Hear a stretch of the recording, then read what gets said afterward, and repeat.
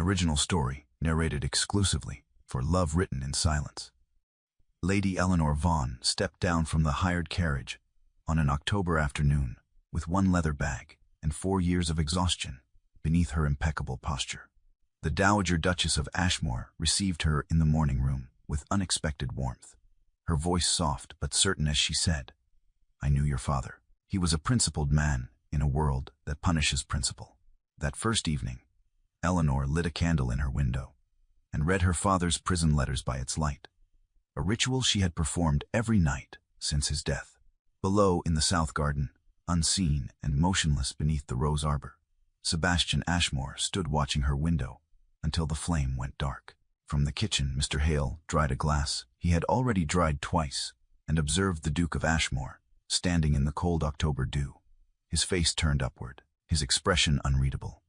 The butler said nothing. Not yet. The carriage wheels crunched over gravel as Eleanor Vaughan arrived at Ashmore Estate on the 16th of October. The house was gray stone and tall windows, the kind of place that had stood for 3 centuries and would stand for 3 more. She stepped down carefully, aware that her traveling dress was 2 years out of fashion, and her gloves had been mended at the seams. The driver handed down her single bag. She paid him from a purse that felt lighter than it should. The front door opened before she reached it. A butler, silver-haired and impeccably composed, stood in the doorway. "Lady Eleanor, we have been expecting you. Her Grace is in the morning room."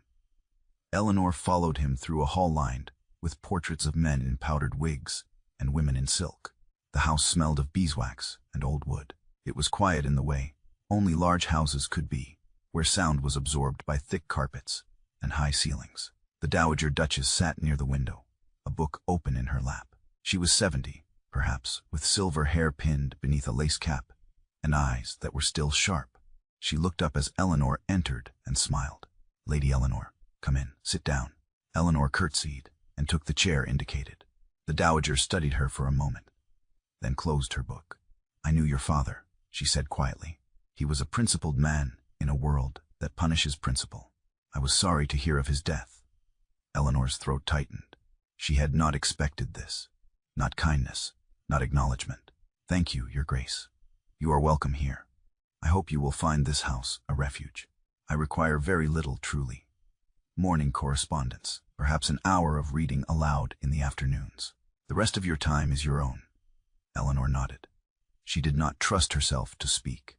The Dowager rose and crossed to the window. "Your rooms face the south garden. I thought you might prefer the quiet. Hale will show you up." Eleanor stood. "Your Grace is very kind. Kindness is easy when it costs nothing. You are doing me a service. My eyes tire more quickly than they once did, and I find myself lonely in the evenings. We shall be good company for one another, I think." Hale appeared in the doorway, as though summoned by thought alone. He led Eleanor up 2 flights of stairs and down a corridor, lined with more portraits. Her rooms were at the end, 2 chambers connected by a dressing room. The sitting room had a writing desk, a small bookshelf, and a window that overlooked the garden below. "Dinner is at 7, my lady. A maid will come at 6 to assist you." "Thank you, Mr. Hale." He bowed and withdrew. Eleanor stood alone in the center of the room and felt the silence settle around her, like a blanket. She had not been alone in a quiet room for 4 years. Her aunt's house in Bath had been cramped and noisy, filled with the constant chatter of cousins and the clatter of a household too small for the number of people it contained. She unpacked slowly. Her father's letters, tied with a black ribbon, went into the top drawer of the desk. Her legal files, wrapped in oilcloth, went beneath them. She had not come to Ashmore to investigate. She had come to rest. That evening, after a quiet dinner with the Dowager, Eleanor returned to her rooms and lit the candle on her desk. She untied the black ribbon and took out the first letter, her father's handwriting, precise and steady, even in the final months. "My dearest Eleanor, do not let them make you small. The truth is patient, so must you be." She read until the candle burned low. Then she extinguished it and went to bed. Below in the south garden, Sebastian Ashmore stood beneath the rose arbor and watched the light in her window go dark. He had been standing there since dusk. His coat was damp with evening mist. His hands were cold. He did not move. From the kitchen window, Mr. Hale observed the Duke's silhouette against the garden and felt a chill that had nothing to do with the October air. He had served 3 Dukes of Ashmore. He knew the posture of guilt when he saw it. The first week at Ashmore settled into a rhythm that Eleanor found unexpectedly soothing. She woke at 7, breakfasted alone in her sitting room, and joined the Dowager at 9 for correspondence. The Dowager's letters were mostly social, replies to invitations and condolences, but occasionally there were legal matters regarding the estate. Eleanor read them aloud and took dictation with the ease of someone who had once helped her father manage a marquisate. "You have a good hand," the Dowager remarked one morning. "Clear and steady. My late husband would have approved." Eleanor dipped her pen. "My father insisted I learn properly. He said a woman with a good hand could always find work. He was right. Though I suspect he hoped you would not need to." Eleanor said nothing. The Dowager did not press. In the afternoons, Eleanor read aloud. The Dowager favored history and biography, occasionally poetry. Eleanor's voice was low and even, trained by years of reading legal documents to herself in a cramped room. The Dowager would close her eyes and listen, her hands folded in her lap. The household, Eleanor noticed, ran with the precision of a well-made clock. Hale appeared exactly when needed, and never when he was not. The maids were silent and efficient. The footman who brought the morning tea always left it on the sideboard, without a word. But there were small oddities.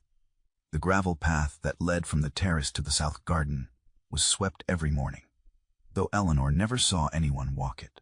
At 5:30 each evening, a tea tray appeared in the garden pavilion, though no one seemed to drink it, and the Dowager's maid, Mrs. Carmichael, adjusted the curtains in Eleanor's sitting room each afternoon at precisely 4 o'clock, ensuring that the window faced the garden with no obstruction. Eleanor did not ask about these things. She had learned, in 4 years of careful survival, not to disturb the routines of houses that sheltered her. Each evening, she lit her candle and read her father's letters. The ritual was private and necessary. She did not know that below in the garden, Sebastian Ashmore appeared at dusk and stood beneath the rose arbor until her light went dark. She did not know that the household had begun to arrange itself around his vigil. The footman cleared the south path without being told. The cook sent tea to the pavilion at 5:30, so the Duke would have something warm if he chose to drink it. Mrs. Carmichael adjusted the curtains so Eleanor's window was visible at precisely the hour he appeared. None of them knew why he stood there. All of them sensed it mattered. On the 7th evening, Hale found the cook in the kitchen and spoke quietly. "He is there again. I know. I sent the tea every night this week. I know." Hale dried a glass slowly. "He stands in the same spot, watches the same window, does not move until the candle goes out. What do you think it means?" Hale set the glass down. "I think it means we should keep the path clear and the tea warm and ask no questions." The cook nodded. They had both served the old Duke. They remembered the night he returned from London, grey-faced and drunk, before 9. They had seen guilt before. On the 8th day, Sebastian's solicitor arrived from London with a letter. Sebastian read it in the study, standing by the window that overlooked the drive. "Whitmore's agent has been spotted near the village, making inquiries." Sebastian folded the letter carefully and placed it in the drawer of his desk. He locked the drawer. Then he walked to the garden and stood beneath the rose arbor, waiting for dusk. Lord Whitmore's letter arrived on a Thursday morning. The Dowager read it at breakfast and smiled. "How pleasant. Lord Whitmore writes that he will be in the county next week and hopes to call. I shall invite him to the autumn gathering. It has been too long since we had proper company." Eleanor, pouring tea, felt her hand steady on the pot through sheer force of will. Whitmore. The name was a stone dropped into still water. "You know Lord Whitmore well, Your Grace." "Oh, tolerably. He and my late husband served together in Parliament for some years. A charming man, though I confess I always found him a bit too smooth, like a coin worn down by too many hands." Eleanor set the teapot down carefully. "I see." The Dowager glanced at her. "You have met him?" "Once, at a charity concert in Bath. He was very gracious." "He is always gracious. It is his greatest talent." Eleanor said nothing. The Dowager returned to her correspondence. Eleanor excused herself and went upstairs to her sitting room. She stood at the window and looked down at the garden. The path was swept clean. The pavilion stood empty in the autumn light. Whitmore was coming. The architect of her father's destruction, invited as a guest of honor into the house that had become her refuge. She pressed her hands flat against the windowsill and breathed slowly until the shaking stopped. That evening, Sebastian received word from Hale that Whitmore had been invited. He stood in the study and felt the walls close in. Whitmore was coming, and Eleanor could not be warned without revealing everything. He walked to the garden as the sun set and took his place beneath the rose arbor. Above, Eleanor's candle appeared in the window. He watched it and felt the weight of the iron box locked in the desk behind him. The dinner was arranged for the following Tuesday. 12 guests, including Whitmore. Sebastian reviewed the seating plan 3 times and made a single adjustment.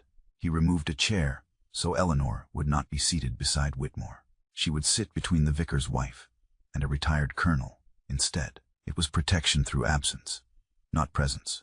On Tuesday evening, Eleanor dressed carefully in her best gown, a deep blue silk that had been her mother's. She pinned her hair and fastened her mother's pearls at her throat. In the mirror, she looked composed. Beneath the composure, her heart was a fist. Whitmore arrived at 7. He was 57, silver-haired, impeccably dressed. He greeted the dowager with warmth and charm, kissed her hand, and complimented the house. Eleanor stood near the fireplace and watched him. 4 years of suppressed recognition rose in her throat like bile. This was the man who had forged her father's letters, the man who had needed the Marquis of Drayton's Welsh mineral rights and had built a treason charge to take them. He turned and saw her. His smile did not falter. "Lady Eleanor, what a pleasure. I had heard you were residing at Ashmore. You look well." "Thank you, Lord Whitmore. Your father and I were acquainted, you know. A terrible business, his conviction. I was sorry to hear of his death." Eleanor's hands were steady at her sides. "You are kind to say so." "Not at all. He was a principled man. Sometimes principle is mistaken for treason, I fear. The tribunal was most thorough, but these matters are never easy." He said it with the ease of a man who had never doubted his own safety. Eleanor smiled and said nothing. At dinner, she found herself seated between the vicar's wife and the colonel. Whitmore was 3 seats away, charming the lady on his left. Eleanor ate mechanically and answered questions when spoken to. Across the table, Sebastian watched her with an intensity that would have been obvious to anyone paying attention. No one was. After dinner, the ladies withdrew. Eleanor stood by the window in the drawing room and looked out at the darkened garden. The dowager approached with 2 glasses of sherry. "You were very quiet at dinner, my dear. Forgive me, your grace. I am not accustomed to such company. Whitmore can be overwhelming. He talks a great deal and listens very little. But he is harmless, I think." Eleanor took the sherry and said nothing. Harmless. The word was absurd. When the gentleman rejoined them, Whitmore made his way to Eleanor's side. "Lady Eleanor, I wonder if you have given thought to your future. A young woman of your background and education should not be buried in the country as a companion, however pleasant the situation." "I am content, Lord Whitmore. Content is not the same as happy. If you ever wish to return to London, I have connections. I could make introductions. You are generous, but I have no desire to return to London. A pity. The city has much to offer a woman of intelligence." He smiled and moved away. Eleanor stood very still and felt the room tilt slightly. Sebastian appeared at her elbow. "Are you well, Lady Eleanor?" "Perfectly well, your grace. You look pale." "I am tired, that is all." He hesitated, then stepped back. "If you need anything, you have only to ask." She looked at him directly for the first time that evening. His face was carefully blank, but his eyes were not. There was something there. Concern, perhaps, or guilt. "Thank you, your grace."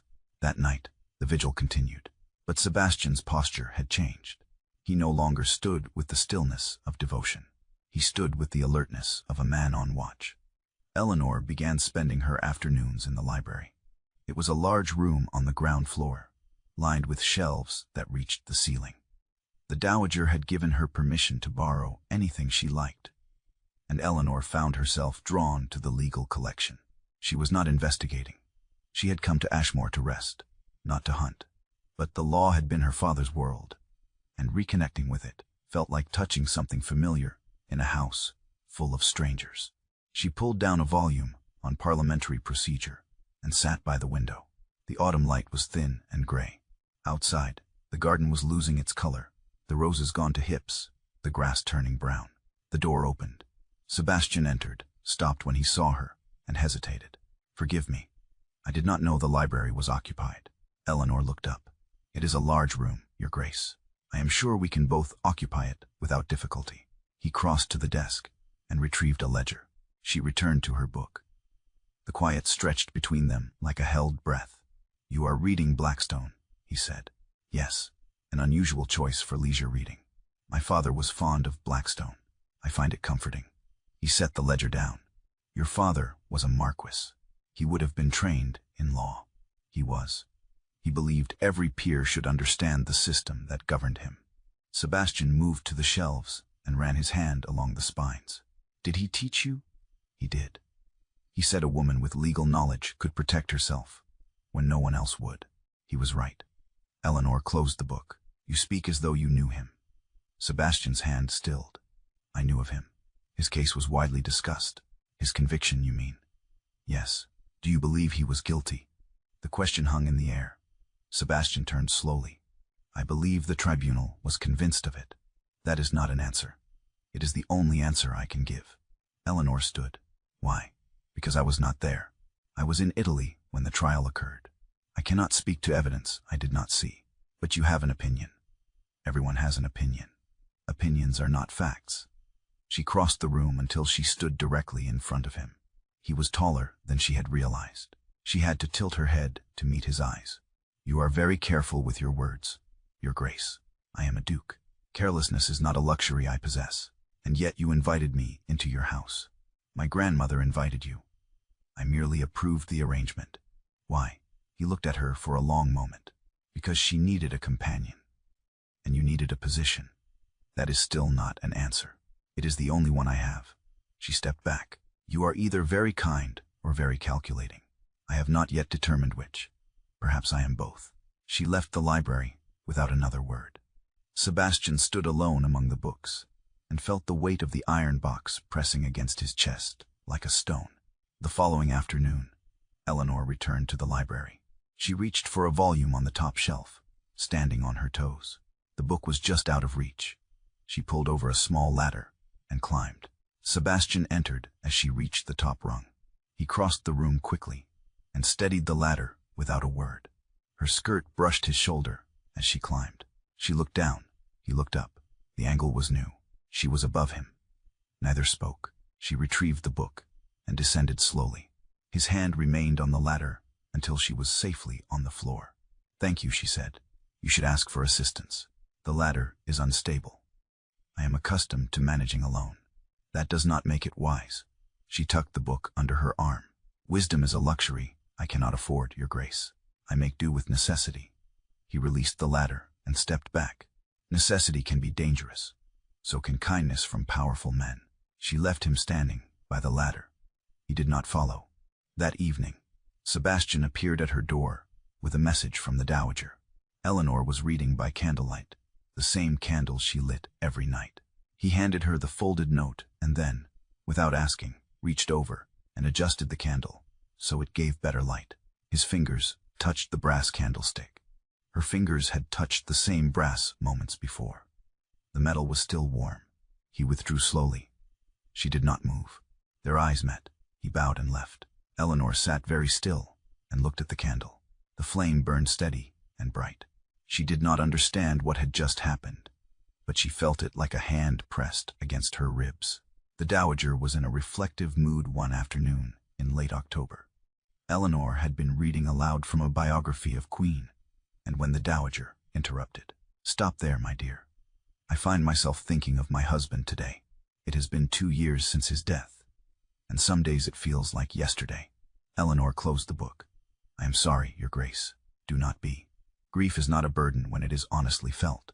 My husband was a complicated man, principled in many ways, weak in others. He struggled greatly in his final years, with illness, with conscience. The dowager gazed out the window. He was never the same after London. After the Drayton matter.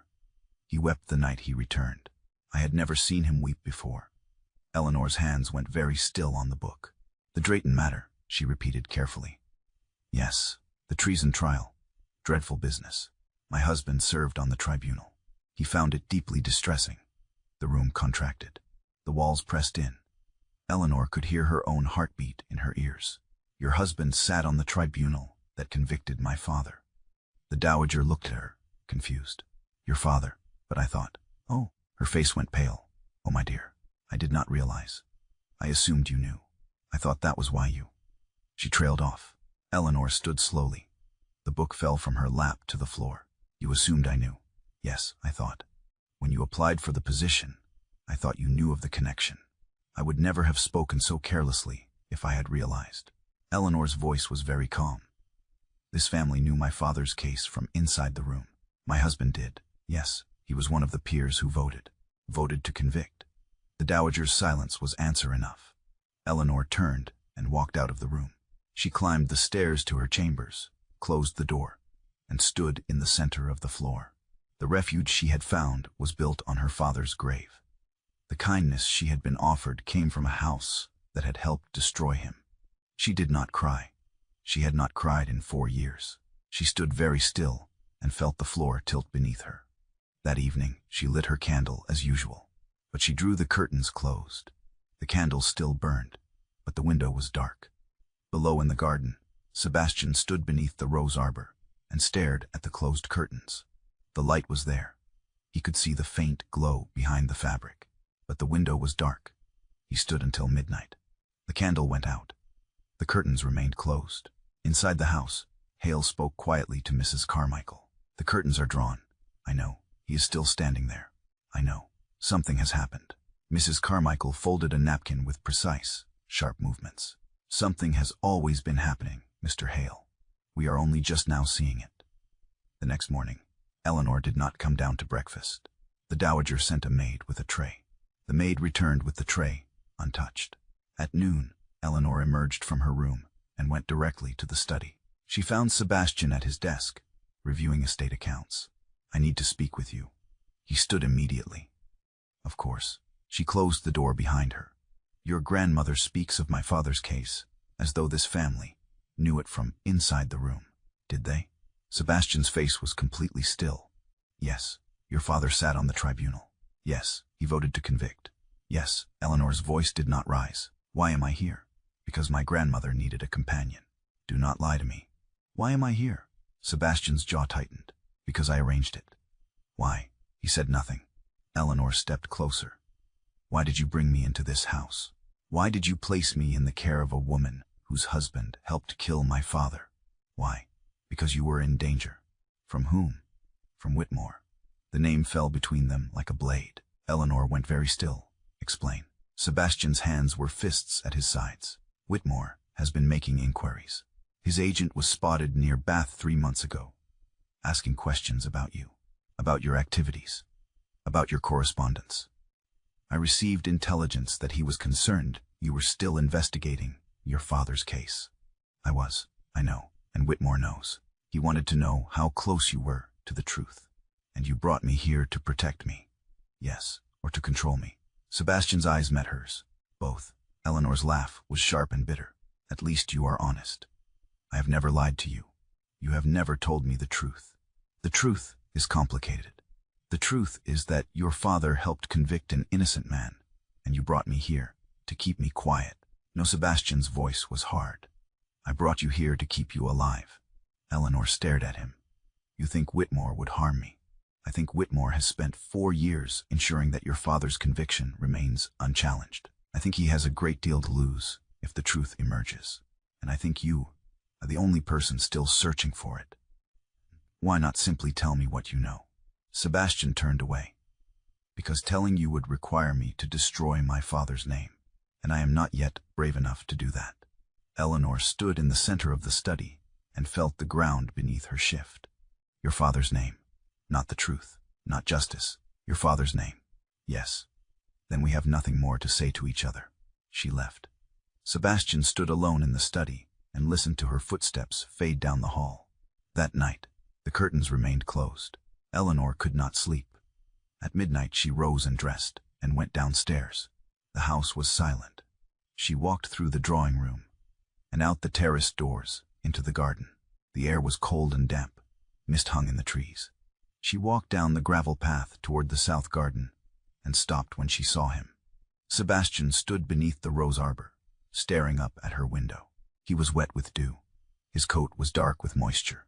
He was shaking, though whether from cold or something else she could not tell. "How long?" she demanded. He turned slowly. His face was drawn, exhausted. "How long have you been standing here?" "Every evening since you arrived." "Why?" He did not answer. Eleanor walked closer. "Why do you stand in the garden every night and watch my window?" "Because I need to know you are safe." "Safe from what?" "Whitmore is in London. His agent is gone." "What are you protecting me from?" "From the truth I cannot give you."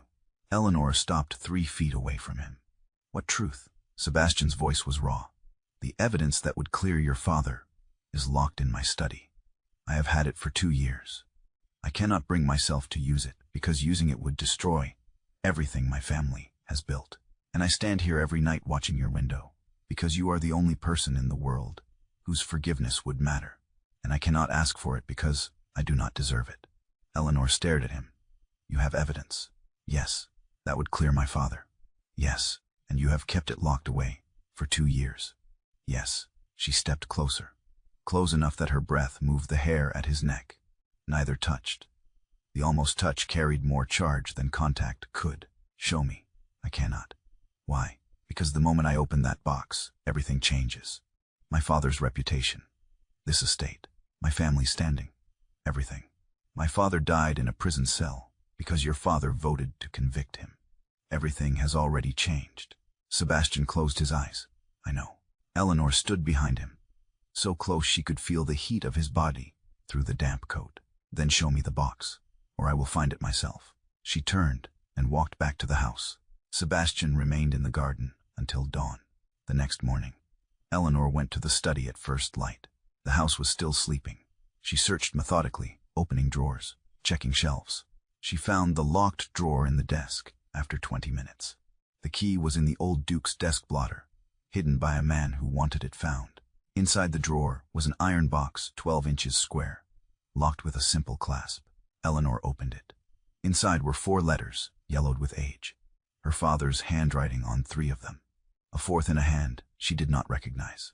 Beneath the letters, a memorandum from the tribunal secretary, noting irregularities in the evidence. And beneath that, an unsigned note on expensive paper. "The matter is settled. Destroy this." Eleanor's hands shook as she lifted the 4th letter. The handwriting was precise, controlled. She had seen it before, on invitations and correspondence. Whitmore's hand. Beneath the note was one more document. An unsent letter from the old Duke to Sebastian, dated 2 years earlier. "My son, I did not have the courage to refuse him. Whitmore held a debt against this estate that would have ruined us. He needed Drayton's mineral rights and built a case to take them. The tribunal secretary flagged irregularities, but we voted to convict. I have carried this guilt every day since. You will find this box. Give the woman her father's name back.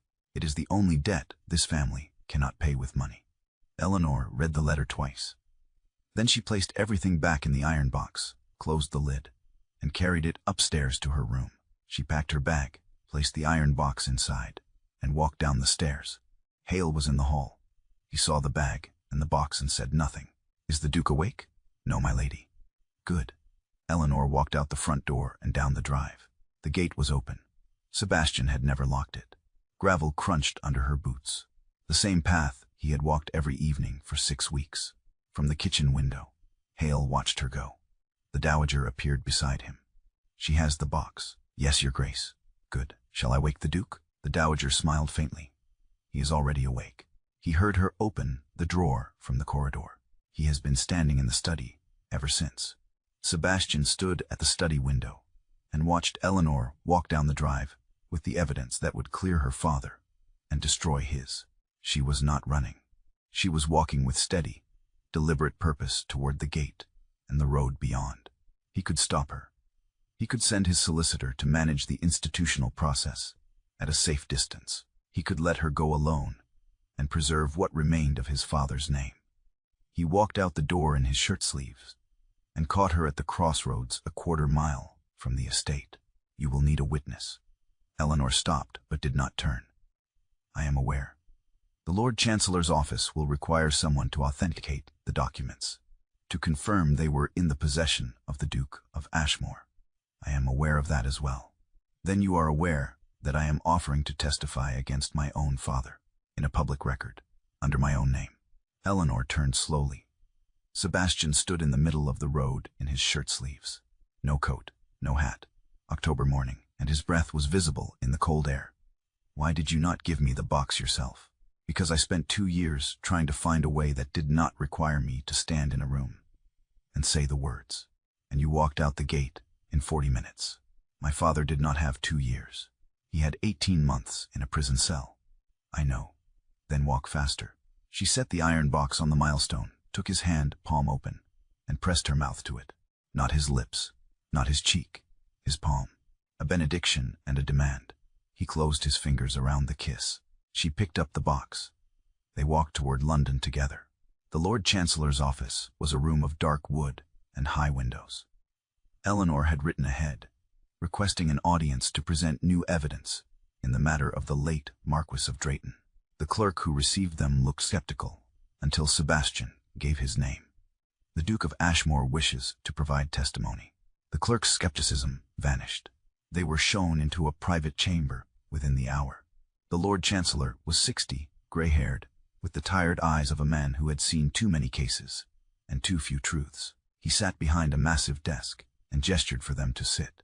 "Lady Eleanor, Your Grace, I understand you have evidence pertaining to the Drayton case." Eleanor opened the iron box and placed the 4 letters on the desk. 3 of these letters were presented as evidence at my father's trial. They were used to prove correspondence with French agents. The 4th letter was withheld from the trial record, but matches the hand of the other 3. The Lord Chancellor examined the letters carefully, and the 4th letter is written in the hand of Lord Whitmore, not my father. The Chancellor's eyes sharpened. "You are suggesting forgery. I am stating it as fact. I have brought a handwriting expert to provide analysis." Eleanor's retired barrister entered on cue, a man of 70 with ink-stained fingers and a lifetime of legal precision. He laid out samples of Whitmore's known hand beside the 4th letter. The comparison was methodical and damning. The hand is identical. The pressure, the formation of certain letters, the spacing. This document was written by Lord Whitmore, not the Marquis of Drayton. The Lord Chancellor turned to Sebastian. "Your Grace, where did you obtain these documents?" Sebastian's voice was steady. "From my late father's desk. He served on the tribunal that convicted the Marquis of Drayton. These documents were in his possession at the time of his death 2 years ago. And you are willing to testify to that fact in a public record?" "I am." "You understand that such testimony implicates your father in a potential miscarriage of justice?" "I understand." The Lord Chancellor leaned back in his chair. "This is an extraordinary claim." Eleanor's voice was cold and clear. "My father died in Marshalsea prison because of a lie. I am not interested in what is extraordinary. I am interested in what is true." The Chancellor looked at her for a long moment. Then he nodded. "I will convene a review panel. If the handwriting analysis is confirmed by independent experts, the conviction will be overturned and the record amended." Eleanor's hands were steady on the arms of her chair. "And Lord Whitmore, if forgery is proven, charges will be considered." "Considered." "Lady Eleanor, I cannot promise more than that, but I can promise the truth will be heard." Eleanor stood. "That is all I ask." 3 weeks later, the review panel confirmed the findings. The 4th letter was proven false. The Marquis of Drayton's conviction was overturned posthumously. His name was cleared in the official record. Lord Whitmore was questioned. He denied all knowledge. No criminal charges were filed, but his reputation was shattered. He withdrew from public life. 1 month after the Lord Chancellor's ruling, Eleanor stood in the Ashmore study and looked at the iron box on the mantel. It was empty now. The letters had been filed with the official record. The old Duke's confession had been read into the review panel's proceedings. She opened the top drawer of her desk and took out her father's last prison letter, the one she had read every evening for 4 years. She placed it inside the iron box and closed the lid. Then she opened it again. Sebastian appeared in the doorway. "You are leaving it open?" "Yes." "Why?" "Because it is empty. And emptiness is not the same as absence." He crossed the room and stood beside her. "Your father's name is cleared." "Yes." "And you have what you came for." "Yes." "What will you do now?" Eleanor looked at him. "I do not know. I have spent 4 years with a single purpose. Now that it is finished, I find myself without direction." "You could stay here?" "Yes, as your grandmother's companion, as whatever you wish." Eleanor turned to face him fully. "What do you wish, your grace?" Sebastian's voice was quiet. "I wish I had given you the box 2 years ago. I wish I had been brave enough to stand in that room without you forcing my hand. I wish I had earned the right to ask you to stay. You followed me out the gate. After you walked through it, you stood in a government office and destroyed your father's name. After you found the box yourself." Eleanor stepped closer. "You stood in the garden every night for 6 weeks, watching my window." "Yes." "Why?" "Because I needed to know you were safe, and because watching you read your father's letters was the closest I could come to asking forgiveness." "For what?" "You did not sit on the tribunal. You were not responsible. I live inside what was done. Every meal, every tenant's secure lease, every brick of this house exists because my father chose complicity. I am not guilty of the act, but I profit from it every day." Eleanor's hand found his. "Then stop profiting. Use what you have to make it right. How? However you can. However you must." Sebastian's fingers closed around hers. "Will you help me?" "Yes." 1 year later, October again. Eleanor stood beneath the rose arbor in the south garden, looking up at her window. The candle was lit, but not by her. The dowager had taken to reading there in the evenings, finding the light and the quiet soothing. Sebastian found Eleanor in the garden and stopped beside her. "This is where you stood, every evening. It must have been cold." "It was. I never knew. That was rather the point." Eleanor leaned against the arbor. The roses were gone to hips again, the garden preparing for winter. Sebastian stood beside her, close enough that their shoulders touched. From the kitchen window, Hale and Mrs. Carmichael watched. "He is not watching the window." "No, he is not." "What is he watching?" Mrs. Carmichael smiled. Her, in the garden, Sebastian took Eleanor's hand. She did not pull away. The vigil was over. What had replaced it did not require distance, or darkness, or glass between them. Above, the candle burned steady in the window. Below, 2 figures stood where one had stood alone. The iron box sat open on the study mantel, holding a single letter and the weight of a debt finally paid. The truth had been patient, so had she, and in the end, both had been enough.